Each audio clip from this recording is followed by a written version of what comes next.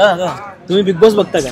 कोण आवडतो मला जर आमच्या प्रेक्षकांना सांगा ना तुम्ही. एस के आर को झटको बकेट टिंगल गोलीगत धोका लाजवट लाजवट लाजवट असली सूरज चव्हाण अख्ख्या महाराष्ट्राला त्याने हसून ठेवले.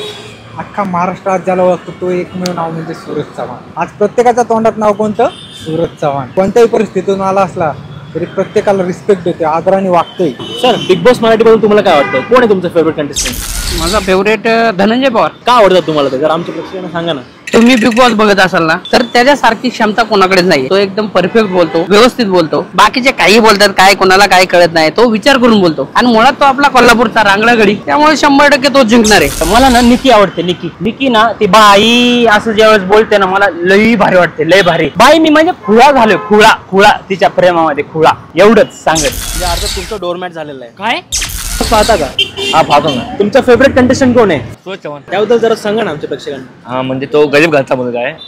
गावात असं कळत होता तेव्हा त्याला नाव ठेवत होते की काय करतोय असं, काही नाचतो कसा असं तसं भरपूर नाव ठेवलेलं आहे त्याला. पण अख्ख्या बिग बॉस मध्ये त्याने नाव केलं. म्हणजे तुम्ही बिग बॉस पाहता तर तुमचं फेवरेट कोण आहे त्यामध्ये? निक्की. बाई काय हा प्रकार? मारली ना विचारलं.